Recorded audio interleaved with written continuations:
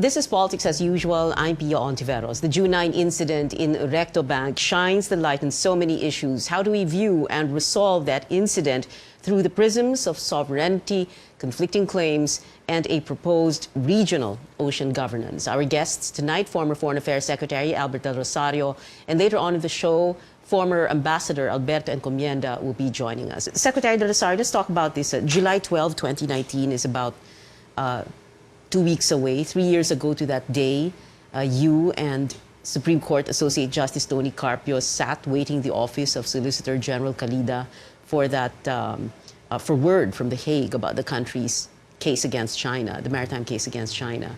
How does that victory feel like today, 3 years since? Well, it's been 3 years, as you said, and so we were very disappointed at the outset for the lack of excitement shown by the administration, and we were even more disappointed when the president declared that he would shelve the arbitral outcome. Mm-hmm. That outcome remains in that status. It's shelved. So we hope that the president will begin to undertake a timetable where he at least is able to bring out the case and try to move it along. Mm-hmm. We've been suggesting to him that one of the options that he has is to take up the case with the General Assembly in the UN, mm-hmm. That we should seek a resolution to get China to comply. And that pronouncement by the president from the very beginning has, in a way, dictated how his administration has handled every single issue that has cropped up between the Philippines and China, including this most recent one, the Recto Bank incident. That's right. You think?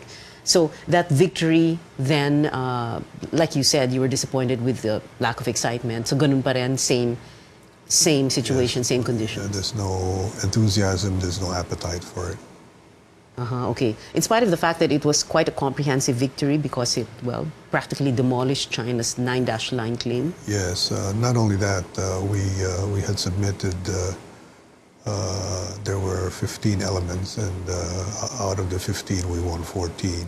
Mm-hmm. And the element that we did not win was not really important as far as we were concerned. Can we say that, in a way, the pendulum has shifted, has swung from one side of the world to the other, from the U.S. to China? I say U.S. to China because, well, the U.S. are long-standing ally, and now President Duterte and his administration defending our very, very friendly, very warm relations with Beijing now because, well, like the administration says, the president is the chief architect of foreign policy.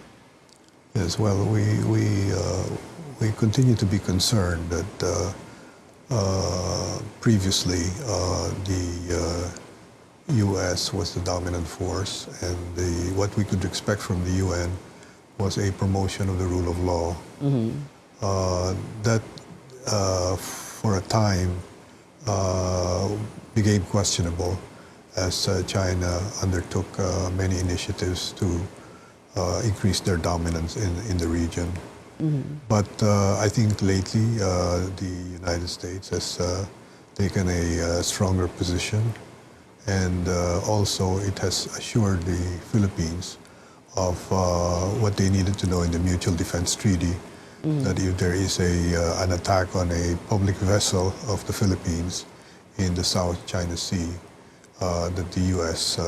They can expect help from the U.S. Help from the U.S. Because of the Mutual Defense Treaty. Even if it is a, well, it is a Filipino fishing vessel, a civilian, and, well, from what we know now, it was a Chinese fishing vessel, a civilian vessel? Well, we don't know that for sure, that it's a civilian vessel. Because I suspect, this is my own theory, I suspect that what rammed our fishing boat was a militia, member of the militia force there, And the boat When you say itself, militia, sir, these are Chinese vessels that are made to look like civilian fishing boats. correct, But correct. they are actually Well, Chinese Navy. we think that these are the old Chinese Navy boats that have been configured to look civilian. And so they have ramming capacities. And I suspect that the boat that rammed and compromised our fishermen was part of this militia. Okay, you're using very strong words here, attack and rammed. Well, I think the impression that we were given and the condition of that boat is it was not bumped. It was rammed. I don't know about the attack, but it certainly was rammed. Okay, could it have been an accidental ramming? I think it could have been accidental, but the question that remains is, okay, let's consider that it may have been a possible ramming. Why did it destroyed the boat? It compromised the the fishermen. They were left them all there. out Right. swimming in the seas, and when they needed help, the Chinese boat took off. Yeah. So we'll get back to that in a while. I just want to talk briefly about the issue of your diplomatic passport. You did get some criticism for using your diplomatic passport and not the regular one. But of course, we all know the passport law allows you to have one. First of all, what is the difference between a diplomatic and a regular passport? Like when you arrive at an airport, it gives you the luxury of breezing I think through, you right? get port courtesies. You get to go to a shorter line, and Yes. sometimes you have the use of a VIP room. So when you say port courtesies, for example, they don't check your luggage. They don't check the luggage. Yeah, they don't for the question most you that part. much. Yeah. They don't ask too many questions. Yeah, oo. And there is, of course, that VIP line that you go through. Hindi na kayo hihilera dito sa napakahabang. That's right. That's right. That's essentially the main advantage, at least for the former ambassadors and former SFAs. Okay. So it really is, in a way, you use this for, well, comfort, convenience, and then, I mean, given for example, your age or your physical condition, it would be so difficult for you to have to line up with so many other people, right? That's right. Yeah. That's right. But you can also use it for a business trip. If you're no longer a diplomat, so you're no longer working for the government, what are the possibilities that you could use this diplomatic passport? Everything except for doing business with the government. That would be vacation, that would be business. All possible purposes should be included there and are included. Okay, so you can use it Yes. because, yeah. Yeah, because Hindi totoo na pag diplomatic passport only on official mission. no. Hindi eh. Kasi kaya nga former Secretary of Foreign That's Affairs ka, you can use that for any trip. That's right. That's right. Okay. But there is a limitation, Pia, that being every trip you take, the passport has to be revalidated. And the revalidation process essentially covers certain questions that are asked. Regarding that diplomatic passport, an ambassador, former ambassador Vicky Bataclan, had been quoted by the South China Morning Post as saying that she would be willing to tear up her diplomatic passport in protest of what happened. I'm going to get your reaction to that, sir, but we're going to have to take a very quick break first. Politics as usual. Be right back. Stay with us.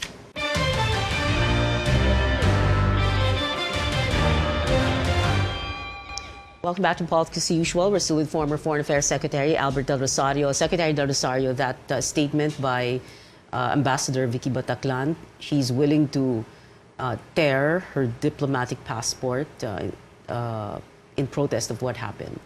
Your comments? I don't know what she's thinking, but I believe that her sentiment is being driven by the fact that this diplomatic passports have been given to her by law, by the Passport Act of 1996. which gives entitlement to the former ambassadors to carry diplomatic passports. And I believe that the law allowed this privilege to give recognition for the dedicated service of the former ambassadors. So to have that all these years, since the 1990s, and then to have it taken away Because of this one incident. Because of this one incident, and by a department order, which is which cannot amend the law. You cannot amend the law, and is secondary to the law. So I suspect that's the sentiment which is driving her purpose to do what she said she would. Okay, but Secretary, some people have said, this passport cancellation issue is, well, quite a bit of a minor distraction when it comes to the bigger issue. So let's focus on that. So, the President had said last night that China is not likely to stop fishing in or near Recto Bank because it claims the Recto Bank as theirs. Now, what are we going to make of that statement, and how are we going to understand that through the prism of the July 12, 2016 ruling? I think that I had a chance very briefly to listen to the President's remarks. And I think, number one, he keeps using the term that when he refers to the West Philippine Sea and the Reed Bank, that these are disputed areas. They are no longer disputed They areas. are no longer disputed areas. So we went to court, an international court, and the result was, which is now part of international law, is that we are entitled to our exclusive economic zone. That is the July 12, 2016 ruling. Yes. Yes. So for him to say that this is a disputed area and the fishermen should be careful when they go here, I think is a relinquishing of the importance of the ruling, which said that that is our exclusive economic zone. Okay. Or do you think that the President is being careful because what he wants is a regional ocean governance? Some sort of a mechanism that will allow, because right now what's happening is that we have so many fishermen from so many different countries fishing in all those waters. Well, I think that the President, in his declarations, should be mindful of his statements, which may diminish the importance of the victory on the arbitral tribunal, which someday will come off the shelf, and maybe a future president will say, well, now we see and what we can do about this. But if it has been diminished by a president that preceded him, the new president will have a very tough time. Of course, unless that the new president by 2022 is allied with President Duterte. They share the same sentiments. Unless they share the same sentiments. Sir, how are we to view China now? The new global superpower that can challenge the U.S.? Is it, like the bull in the China shop? Is it the new kid on the block with so much money that it wants to build one huge Silk Road all over the world? Is China the new, the new man who means well but is just awkward and hasn't grown into his role? How are we supposed to look at China now? Well, I've had personal experiences with them as Secretary of Foreign Affairs, and I think the world should view the rise of China as something that could be welcomed. Okay, but the way China has been behaving, people are apprehensive that they will do whatever they are able to. They will try to be the new superpower, notwithstanding the fact that they do not have respect for the rule of law. The rule of law is very important, and that's what we in the DFA before were posturing. Let's make sure that we all have respect for the rule of law. Yeah. You're talking about the rule of law in the West Philippine Sea, the South China Sea, In the entire world. yes. Oh. But sir, hindi po ba to stake our claim somewhere is the key word, is it to occupy? I mean, well, they surprised us in 1995, Mischief Reef, they built structures there. The key word for China is to control and dominate. Mm-hmm. No, but what about us? You know, what I mean, when you own something, you need to occupy it. So, for example, Ayungin Shoal, we ran BRP Sierra Madre aground. For Scarborough, well, according to Marites Vitug's book, there was that attempt to run aground another ship, the BRP Benguet, for example, around the same time. You know, what should we have done? I think short of we don't have the money to build what China is building. Yeah, I think the position that we should take if we are to defend what is ours is to go back to this arbitral tribunal outcome and work around it, work with it, work around it, and do this on a multilateral basis. Do not try to sit down with China on a bilateral basis, because you don't have a chance. It must be a bilateral setting, like, as I said, the UN General Assembly. Okay. Should we also go for a regional ocean governance, dispute management, cooperative mechanisms? We could look into that on a multilateral basis. But for example, if we're looking at code of conduct that is multilateral, that has its problems as well. Yeah. Okay. In the last couple of years, China has been dragging its feet in terms of finalizing that code. But throughout the years that China has been delaying, they have used that time to put up artificial islands. They have militarized those islands. Yeah. So they were looking for time to finish what they needed to do to be able to control the South China Sea. But now that they're coming to a conclusion in terms of finishing what they started to do, now they're saying, okay, let's speed it up. And so that will work to China's advantage. And we have to be watchful that what they do there is not to use the code of conduct but to protect that which they unlawfully put up. That which they've already built. Yes. And are building very, very quickly. But should we be like reorienting the way we see history, the way we see the world towards the east or eastward? Merong ganun na parang, kasi masyado tayong nakahon sa, the way the West and the US sees it. So maybe it's time to look from the other side. Well, I think what we're accustomed to having is we would like to work within a democratic environment. That's number one. Number two, we want to continue to have a rules-based order in the region. These are the two standards that we'd like to have. And of course,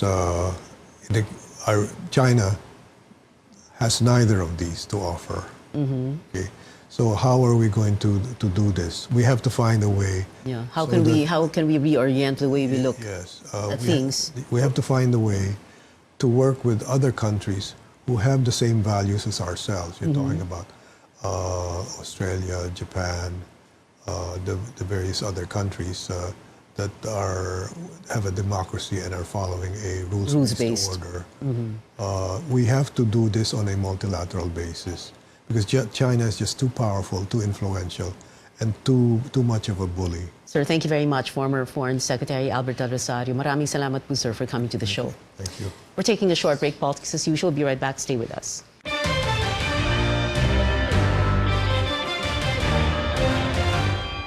Welcome back to Politics as usual. I'm Pia Hontiveros. With me now is retired Ambassador Alberto Encomienda. He is an expert on maritime and ocean affairs. Ambassador Encomienda, welcome to the show. You do not have a diplomatic passport. You chose not to have one. Why? That's right. It's really for a very practical reason. If you have a diplomatic passport, even if you're entitled to a diplomatic passport, as a matter of courtesy, just to go through the process of having that validated, Revalidated. revalidated. Yes, you know, it's too. For every single trip. Yes, Yeah. it's really just too tedious. It's better to go around with a regular passport. Well, I want to focus more, sir, on the issue of Rectobank. The question is, how do we move forward? This is not the first incident. This will not be the last. There are so many countries, like you yourself have said in so many articles, there are so many countries that have nationals fishing in all those different waters. So it is impossible na walang mangyaring isa pang insidente na ganito. What do we do? At one time I said it should be a wake-up call. You can say that it is a dark episode in the context of the conflict situation in the South China Sea. So your question is, what do we do now? How do we move forward? I would like to quote a saying by a famous author that, you know, it's really about time to light a candle rather than curse the darkness. You know?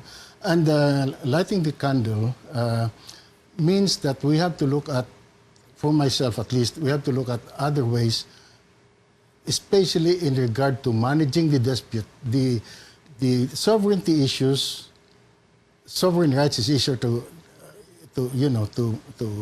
work on, but sovereignty is the big ticket item here. Tawag natin in Tagalog is madugo. You cannot see some of the. It's not only in the South China Sea that boundary issues are still existing. You know, in the Middle East, for example, it has been there for decades. You know, but nobody talks about it. Even violations are just tolerated and these things. But okay, I'm not saying that we should be doing that here. It is a different dynamics altogether, especially the political part of it. You know, and but. Where I'm coming from and the direction I thought lighting a candle, we should look at managing the dispute situation. Yeah, well, that's the key word there, Ambassador, no, managing. Yes. Because what you're saying is we are not setting aside our claims or what we have already won. In, for example, in that arbitral ruling, July 2016, we're not saying na hindi sa atin ito or something. But what you're saying is the reality on the ground or literally in the water, on the surface of the water, is that we have so many nationalities fishing there. Yes. And what you want is regional ocean governance, a system in place. And we can even say, in that direction, it is the famous quote, rules-based, because that regional collective ocean governance is in the UNCLOS for special sea situations, marine geological configurations of an enclosed or semi-enclosed sea. What is important is to look at the governance part itself, because the governance part, cooperative ocean governance part, will necessarily include any type of conflict resolution if there is such, you know, whether it's rules-based or even just customs or traditions or but. That is part and parcel of ocean governance. So we don't have to cite the UNCLOS, the IMO, and everything. And but the sea is, in fact, a very different environment. And I must say this, that if you look at that incident on June 9, you don't even have to look at the UNCLOS or the IMO. It is the tradition of the sea. And a counterpart tradition is, in a similar situation, is being in the desert.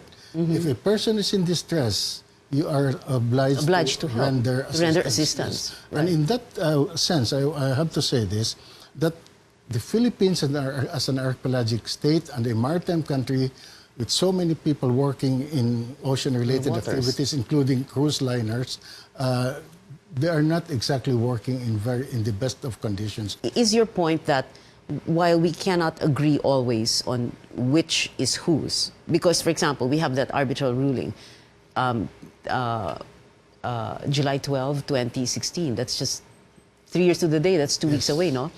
But China, Beijing does not recognize that, no? So even if we can't agree on which is whose, can we at least, we must agree on how to behave on the high seas, in open water, in the oceans. Yes. Because parang everybody fishes there. Ganun ba yun? Yes, but okay. Related to the dispute situation, however, in the conflict situation, the ongoing thing right now is a code of conduct under ASEAN. To my mind, and this I have always said from the time I got exposed to this problem, the year 2000, more actively exposed, we don't need a code of conduct. We just if we could get to come to an agreement implementing UNCLOS Part 9 on ocean governance, everything will fall into place. My other objection to the Code of Conduct is really philosophical. We have a Charter of the United Nations. We have a Declaration on the Rights and Duties of States. We have ASEAN declarations on you know, and we don't need another. We don't need another one. Yes, especially because the Code of Conduct is supposed to apply not really to ASEAN as a whole, but only ASEAN, China in regard to the dispute situation, and that means with only 4 of the ASEAN countries. Thank you very much, Ambassador Alberto Encomienda. Thank you for watching. This is Politics as Usual. I'm Pia Hontiveros.